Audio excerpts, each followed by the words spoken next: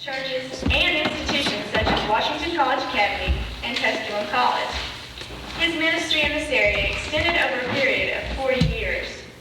During this presentation tonight, you will hear Dr. Doak in the latter parts of his ministry in Tennessee, and will hear other persons from Doak's time give their views of the facts. Tonight's play was written and directed by George Anderson, the associate pastor of the First Presbyterian Church in Kingsport, Tennessee. Samuel Doak will be played by Martin Stokes, the pastor of the Bethel Presbyterian Church in Kingsport, Tennessee. The parts of Mr. McGee and Hezekiah Locke are played by Mark Nicely, the pastor of the Bethany Presbyterian Church in Kingsport, Tennessee.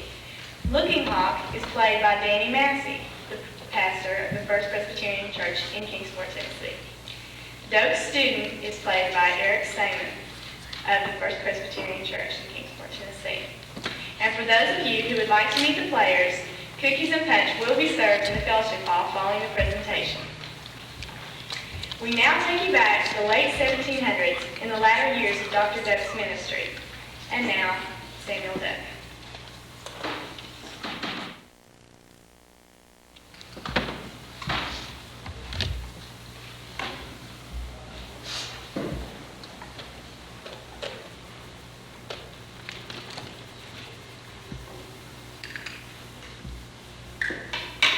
Good evening.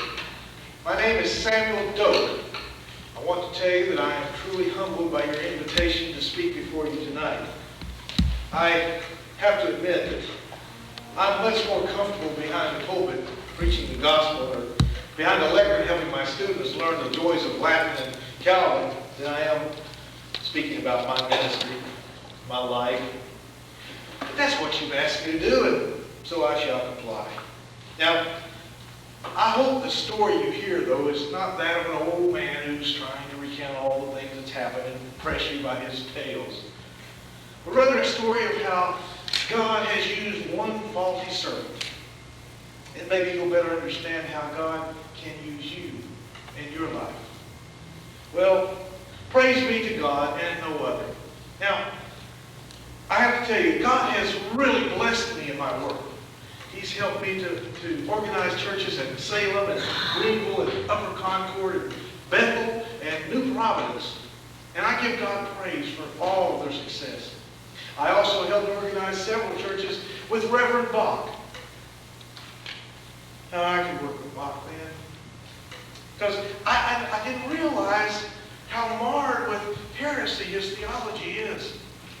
That's another story. I helped form Abingdon Presbyterian. You've heard of that. That was 1785, and I was its first moderator. And if I can sound like I'm bragging, I hope you don't mind, I want you to know I attended every meeting of Presbyterian. Now, that was no easy task back then, since the trip to Presbyterian in those days could be a full day's journey, walking or on horseback.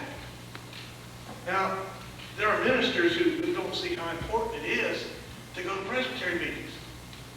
But I want to tell you, I see this as an essential duty and a contribution to the health of our Presbyterian church.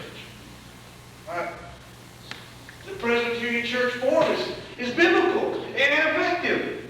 We have a duty to make it work. My son John inherited this conviction from me. John was at Fort Hill for most of his ministry.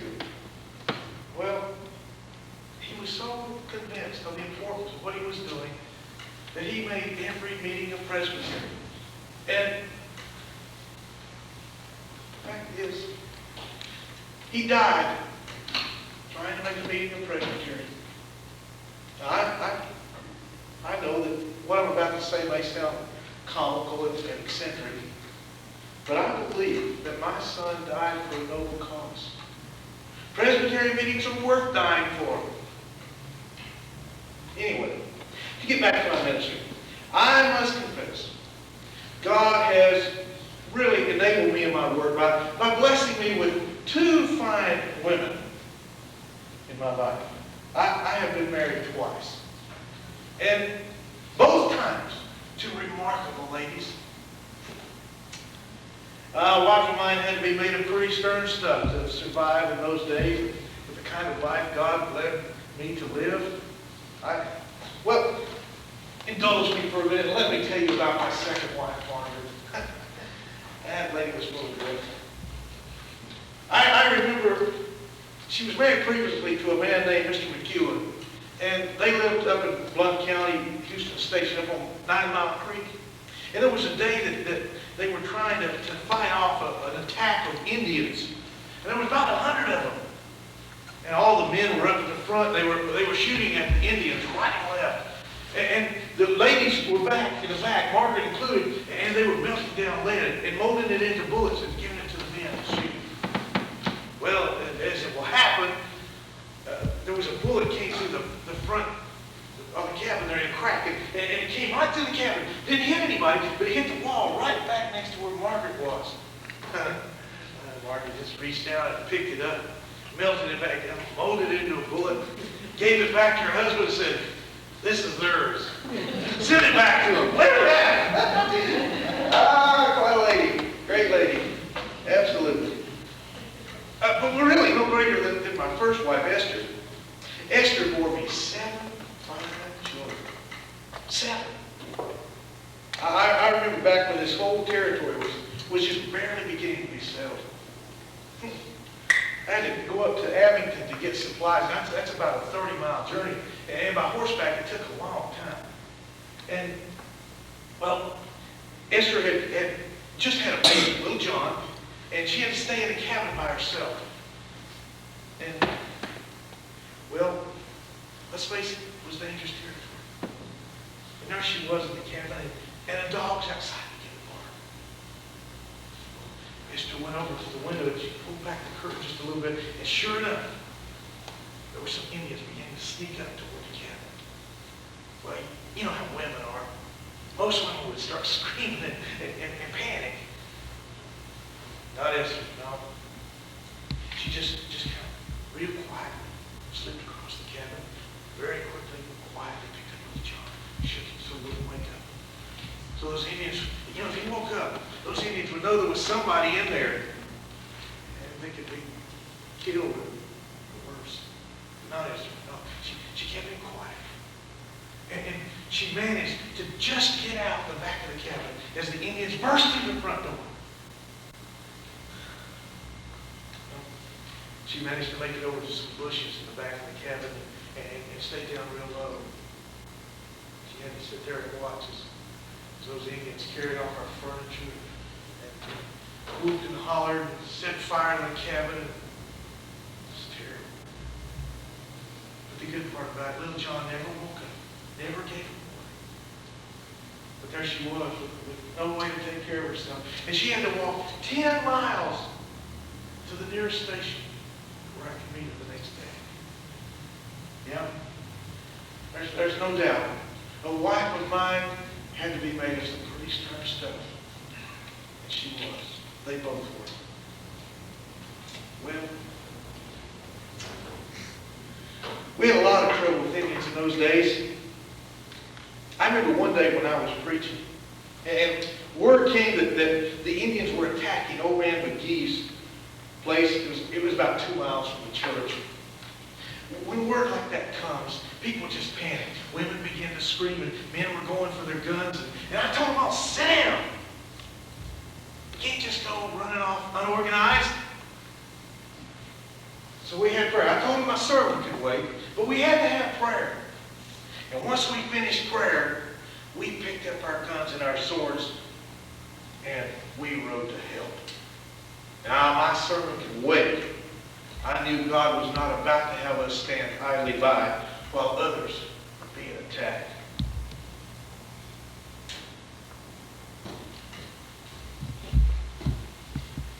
My name's McGee, and I'm a farmer in these here parts.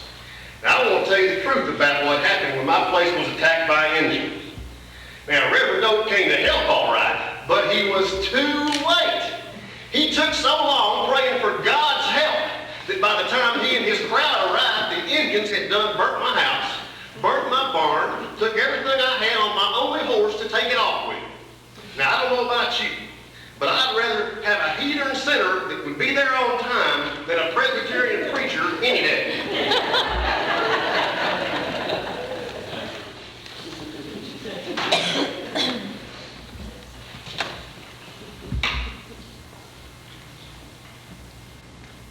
As a minister, I am a spiritual leader. But a spiritual leader must often inspire the faithful to fight. Barbarians of the area have to be controlled. The area has to be made safe and orderly for decent people. You know how Indians are. They claim more land than they can cultivate. Property ownership meant nothing to them. Plus, they worship false gods and participate in all kinds of dark rituals. We had two choices with Indians.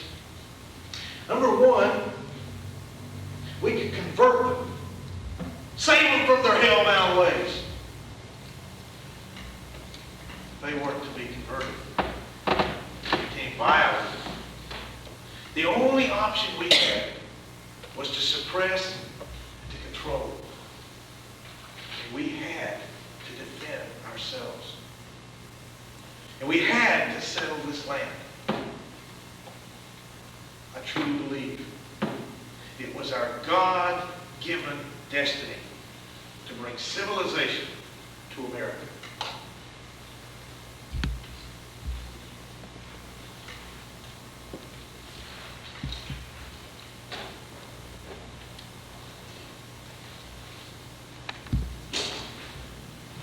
My name is Looking Hawk, and I am Cherokee.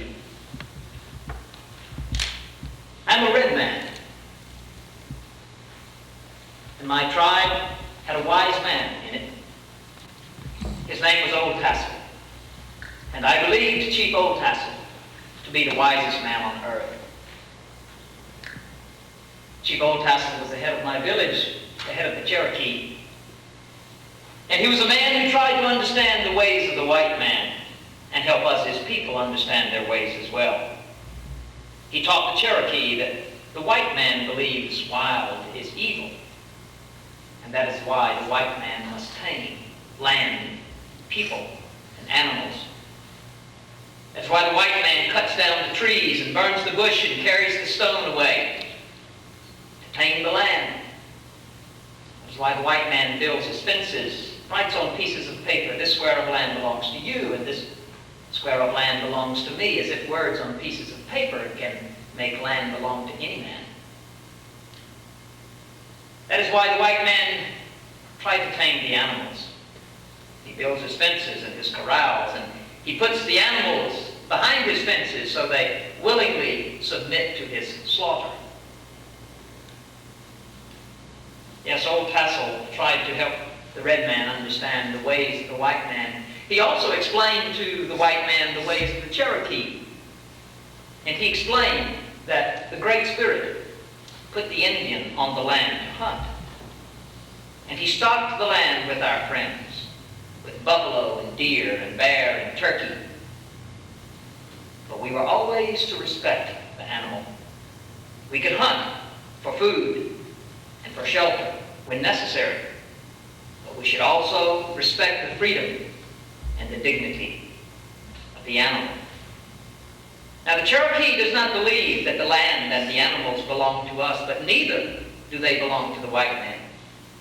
And the white man has no reason and no right to drive us away from our land or our animals away from us. The Great Spirit intends the animal and the Indian to live on the land side by side as friends. Yes, I believe Old Tassel wise, because he was a man of peace and understanding, but just maybe Old Tassel was the biggest fool of all. I'll tell you one sad story from Cherokee history that reveals that all of Old Tassel's efforts to reason with the white man were like telling lightning not to strike or fire not to burn. A sad day came, one of many sad days for the Cherokee, when the white man again broke treaty and he claimed land that he had promised not to claim. And the Cherokee were enraged, especially our young braves, young Indians, young Cherokee with not enough years behind them to make them wise. Dragon Canoe and some of his friends. Fire was in their blood. And they wanted revenge. They wanted to attack the white man and make him pay for breaking his treaty. Chief Oldtassel and our elders tried to reason with these young braves and talk them out of their violence. They tried to explain that violence will never help the cause of the red man, nor help him to live in peace with the white man. But these young hotheads would hear none of it. They went on a rampage. They came upon a little clearing near what you call Knoxville, Little River. They come upon a cabin in the woods that belonged to a man by the name of John Kirk. He and the son who bore his name were away on a mission at the time. And these young Indians attacked women and children in that cabin. And 11 people died. They acted as savages, as barbarians. And I tell you this, only so that you know that the Cherokee knows right from wrong. And this was wrong. It was an act of savagery. But what did the civilized white man do in response? An army was organized under John Sevier, and they began to attack all of the villages of the Cherokee along the Hiawassee and the Little Tennessee. They killed our women and our children. They came to my own village, Chilhowie. They waved the flag of truce and invited our Chief Oldtassel and our elders to come across the river and talk peace. They did so because Oldtassel trusted the white man. But it was all a trick, another broken treaty. When Oldtassel and our 4 elders got across the river, they were captured by John Sevier.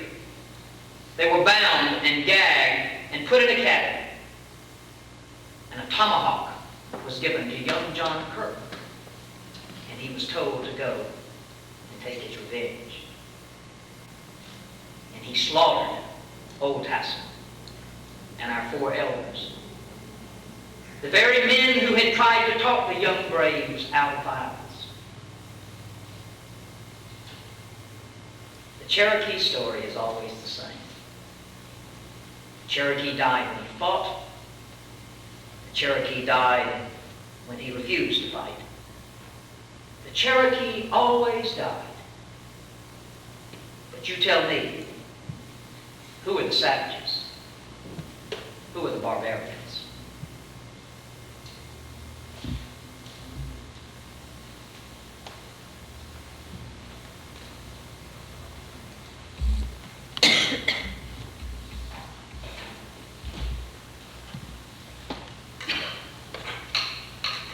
Not the only enemy that we had to fight. The independence of our great country was won by the blood of many men in this area. And we had a particular role in the decisive victory at Kings Mountain. I remember the morning I got the message.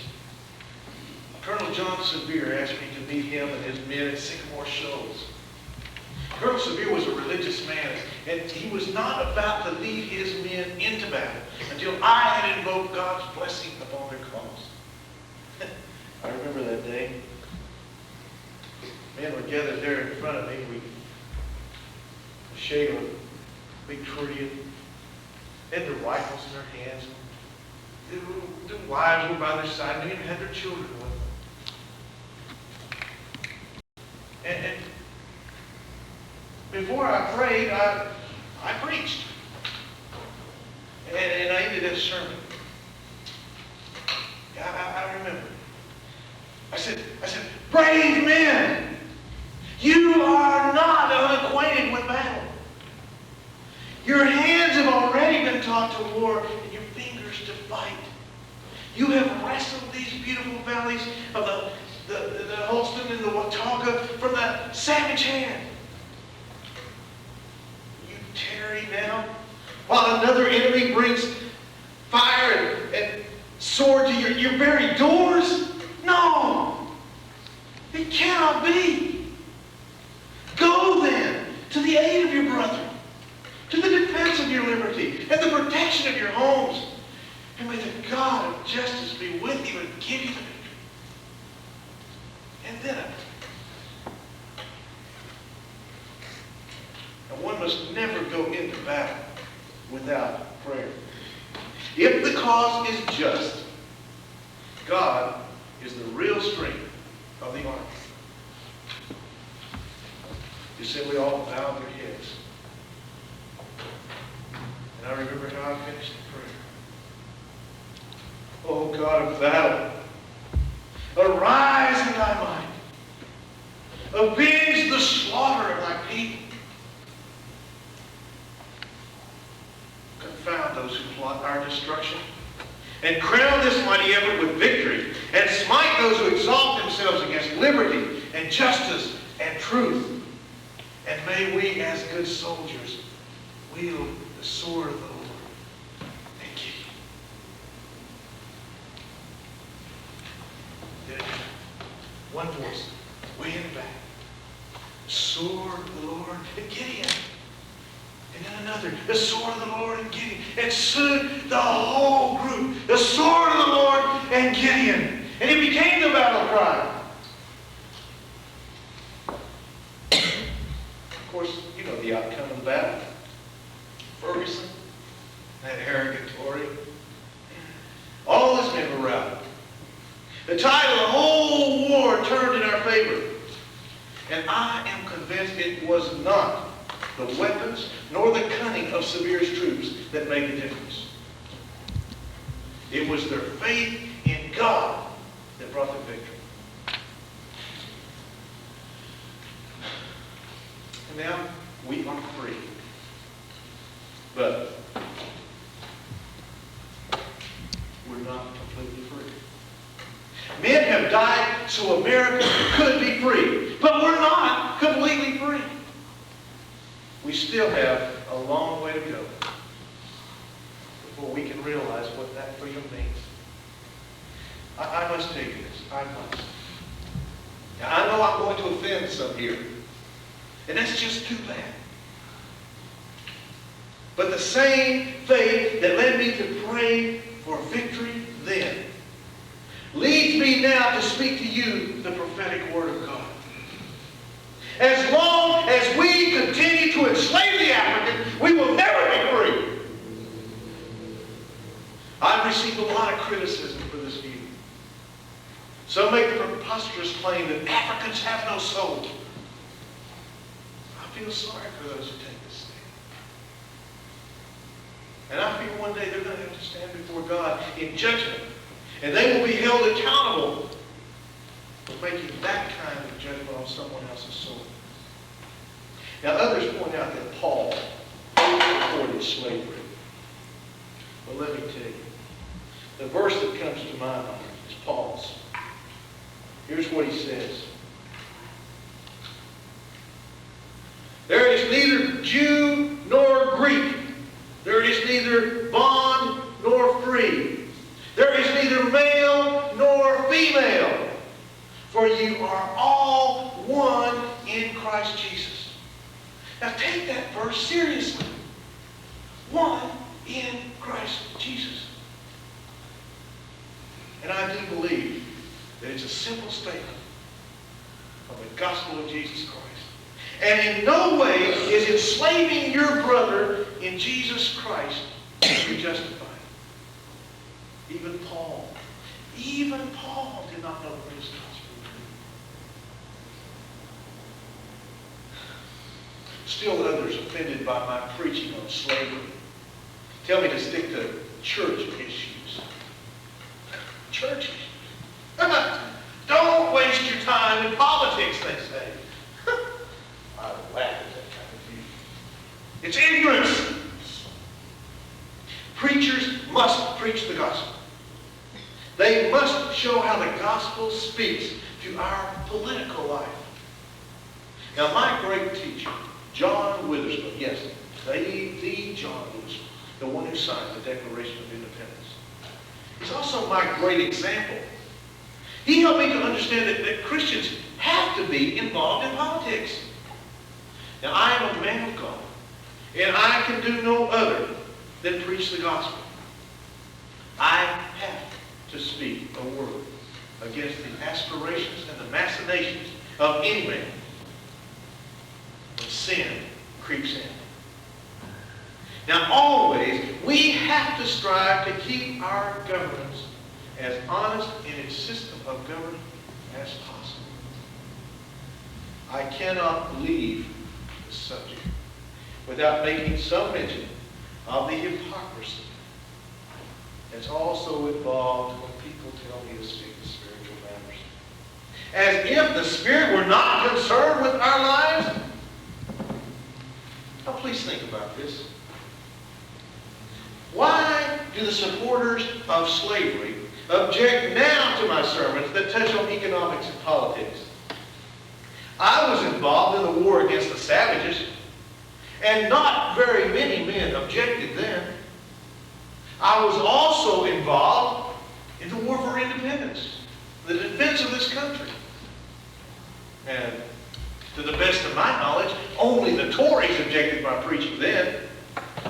And now I still speak about the defense of human liberties and Christian values when I speak out against slavery. And suddenly, has the liberation of human beings become none of my business? Ha! Anyway, my preaching and my faith has led me to some other political waters, and I need to tell you about those. I need to tell you that I helped in forming the state of Franklin, helped write the Constitution. Now, for those of you who have not lived here long, let me bring you up to date. This territory, all of this territory we have today, was abandoned by North Carolina in 1772. They knew that the federal government was soon to take over. And they were not about to spend their time or their money in governing and protecting this part of the territory. And so there we were, faced with at least 2 years of no government, no defense, no law. We had to help ourselves. Now, Colonel Sevier and some other recognized leaders of the community, and I have to admit I was considered one of those leaders, we gathered our own legislatures, kind of a hurry-up thing. We arranged for representatives from Washington County and Sullivan and Greene counties. We call ourselves the Watauga Association. And in a very necessarily short time, we came up with our own constitution which governed this newly formed state of Franklin. The state did not last, as you know. We bickered constantly just over little things like how independent we wanted to be. And I'm sure God had a hand in finally leading us firmly into the Union and under the authority of the Continental Congress. But the state of Franklin lasted long enough to see us through those times of confusion. Now, there is one oddity, and I've got to tell you this. There's one oddity about that Constitution which I have to take credit for. The Constitution mandated that education be provided for all of its citizens through the college level. Now, getting an education is one of the most important tasks that every American and every Christian has. Now, I realized this at a very early age. My childhood home was too far from the school where I could receive a good classical education. So at the age of 16, a friend and I went to the school and we built a little shack out in the back of the school. And there we slept, we ate, we fixed our own meals. Made it close enough to where I could get my education. And that education was necessary for me to serve our Lord. And then I wanted to go to college. My father was opposed. My father threatened to cut me out of my inheritance if I persisted. I wanted an education. I wanted to learn so desperately, and I wanted to learn under John Witherspoon. And to me, it was worth being impoverished in material wealth so that I would not be impoverished in intellectual or spiritual wealth. So, I relinquished my share of the inheritance of my brothers. And I entered the College of New Jersey in the fall of 1773. I want to tell you, my education was worth that sacrifice. John Witherspoon did more to inform my theology than any other man alive. When I graduated from the College of New Jersey, I taught and studied at PCUSA Academy. That was one of those law colleges that was established by ministers of the New Side. Now, this was quite a turn of events for a man like me coming from a family of old-timers. They could teach me. They could never bring me over to the New Side. After I finished there, I went to Hampton-Sydney Academy, and I taught there until I could be licensed to preach. I began my missionary endeavors. Now, I want to tell you that, well, education is just so important. I've got to tell you this story. I had just graduated and been commissioned as a missionary. It was around 1780. And I was riding through trying to find a place basically to settle. And I was riding through a forest, and there were some men over here who were felling trees. I stopped and asked a few questions. Became acquainted. I found out these were good Scotch-Irish men. And they asked what I did, and I told them I was a preacher. Well, it must have been a while since they'd heard a good Reformed sermon, so they asked me to sing and preach. And they spread the word all around. They got people from all over the community. And we gathered together under a big oak tree. I didn't have a pulpit, so I used my horse. Boy, I preached them a sermon. I preached them a sermon. And I believe the Holy Spirit was with me. Because when I got through, they asked me to stay. They asked me to settle, become a part of their community. Well, I purchased some land. And the first thing I did, of course, was to build a home where I could live. And the next thing I did was to build a church where we could worship God. And here comes the education part. The third thing, I built a school. The school was called Martin's Academy, which later became Washington College. And you've heard of that. Martin's was my law college. Now, my purpose was to teach the classics, beginning with Greek and Latin. And I expected my students to master Calvin's institutes before they graduated. And I want you to know they were only allowed to read the Latin version. Later, when I began to train young men for the ministry, I realized we didn't have books. We didn't have a library sufficient for the training. That's where God's providence comes in again. It was 1798. The General Assembly of the Presbyterian Church was meeting in Philadelphia. And by God's providence, I was elected commissioner. And I made that journey to Philadelphia. 500 miles. But I made the journey. And while I was there, I took advantage of all the resources that were in Philadelphia. And I begged, and I borrowed, and I bought books. And I loaded them on the back of animals. And I brought them back over the mountains, through the rivers, facing all kinds of problems. But we got those books back. and form a library. You got to understand how important this was. These books could not be bought here. They just were not here. Many men trained for the ministry entirely dependent upon the books that I brought back from Philadelphia.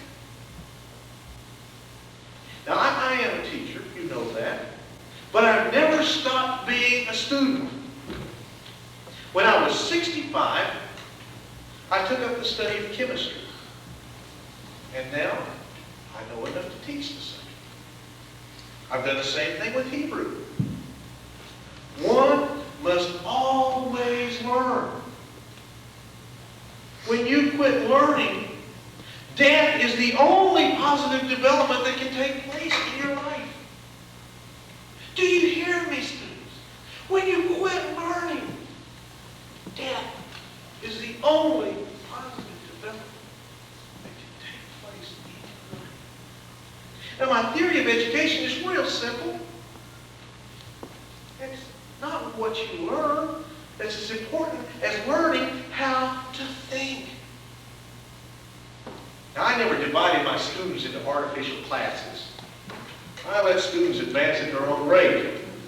I encouraged the advanced student, and if someone was a little slow, I pushed them. Now, I see nothing wrong with a little competition in the learning process. One of the events that I sponsored over at Washington College was a debating contest. Now, we used to award $6 a piece to the best debaters. Now, that may not seem like an awful lot of money now, but back then, it was a fortune. And students did everything in their power to prepare for this. And when it came time, the entire community came out. So this was not just some academic exercise. It was a great educational event for all the participants and all the observers. Education was vital. Now, the contest also gave me a chance to confirm who I thought were the best students of all. And these are the ones that I trained for the ministry. I did what every minister and good teacher should do. I used my influence to guide them toward the ministry. And along the way, I made sure that these students were thoroughly reformed and orthodox in their theology. I will not permit sloppy theology. And sloppy theology comes when any fool who thinks he's a theologian tries to introduce innovation into the doctrines of the church.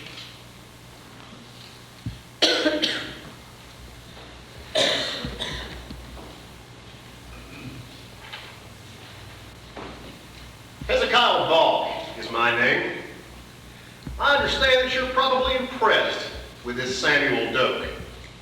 Well, I must confess he makes a pretty good initial impression. I just hope you don't get to know him any better as I have had the misfortune of doing. Now, Dr. Doak and I started off our careers in ministry together as colleagues. We were friends then. Together we founded the Mount Bethel Church in Greenville and the Hebron Church, which they later moved to Jonesboro. And together, as friends, we fought for the right of my son to preach. A fight that we had to take all the way to a meeting of the General Assembly. And we won, too. Yes, in those days, we were friends. We were colleagues together in the ministry of our Lord. But I have learned that Reverend Doak is a very intolerant man.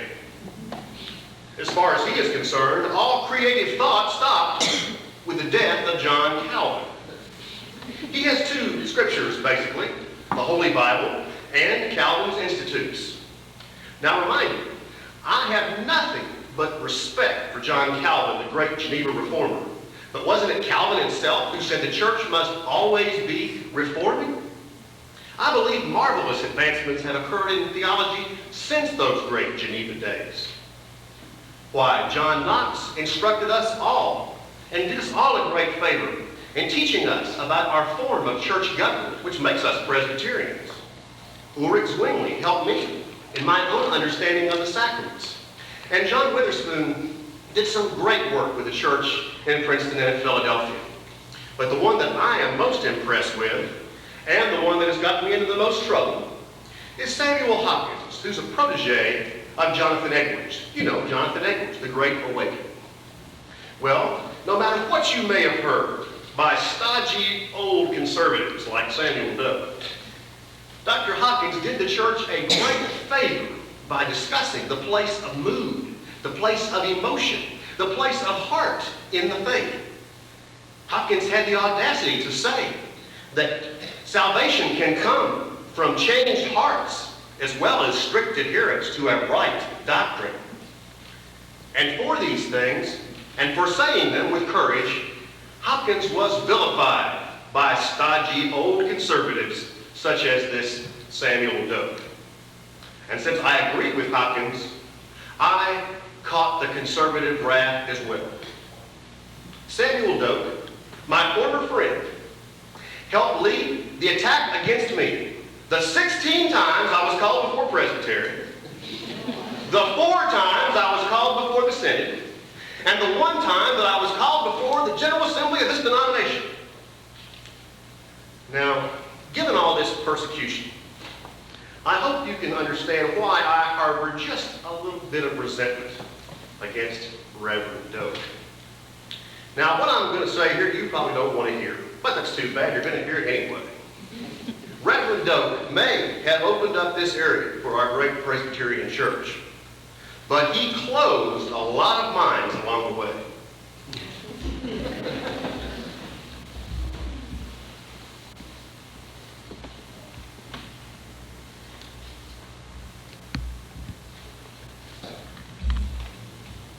I helped to fight for more than liberty in this new territory. I had to fight for the preservation of our faith. It's too easy to stray from biblical standards and from the standards of the Westminster Confession when you're not held accountable. Now, fortunately, we Presbyterians have some semblance of a connectional church to deal with people such as Hezekiah Bach and his harebrained ideas. Bach never saw the danger of emotionalism in a faith. He never recognized that Hopkins' nonsense was nothing but rationalization for undisciplined theology. Now, I know the dangers. Believe me when I tell you that when you have lived in the wilderness as long as I have, you have seen it all. All the extremes. The worst I ever had to encounter were the jerkers. Those Methodists interrupt sermons or prayers. They're charismatic jerking and jumping around. Supposing this thrashing about is a more profound experience than comprehension of the Word of God. Or maybe better than some sincere prayers to God. I have to be honest. I have a hard time seeing how the Spirit can work through taking a man's body, throwing it on the floor, and bouncing it around for a little while. That just doesn't make sense. I mean, is the Spirit of Scripture out of date? Does God no longer lead hearts to understanding? Does God no longer lead us to service to those in need? Is God only interested in entertaining himself by making people thrash about? I should say not.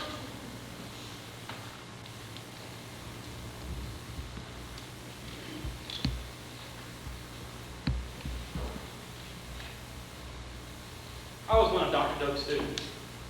I studied under him as a academy. I heard all his tirades against Bach, Hopkins, and the jerkers. He hated emotionalism in the pulpit. How many times I hear him say, God gave us minds as well as hearts. Let us use them, shall we? Doak's faith came to understanding, not feeling. I know that. I know how strong he felt about this. So maybe you'll believe this incredible story I tell, since I wouldn't believe it myself except when I saw it happen. One Sunday, I went down to the church where Dr. Doak was preaching. Right there in the middle of the sermon, Dr. Doak went crazy. He started jumping around the pulpit, uttering all kinds of nonsense. Dr. Doak had the jerks. Dr. Doak had the jerks. I wouldn't believe it myself, except for I saw it with my own eyes. Sometimes, I think it's an awful strange world we live in. And sometimes, I think the strangest corner of that world is the church.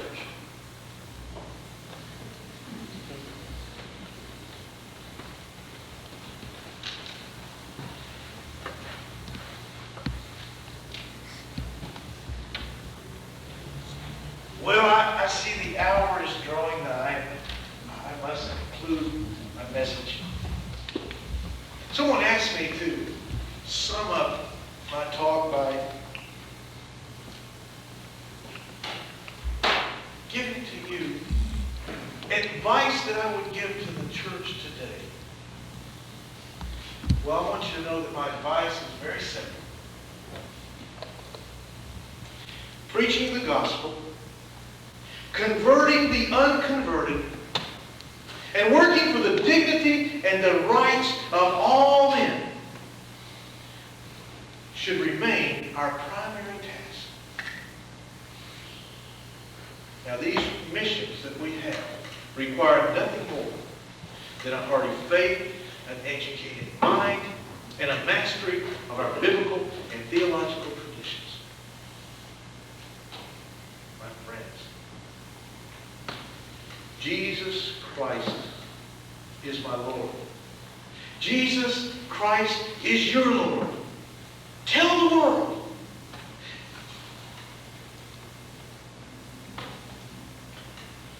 God will call me home someday. I know that. But the calling of my life remains. It is the calling of every minister and every man. Jesus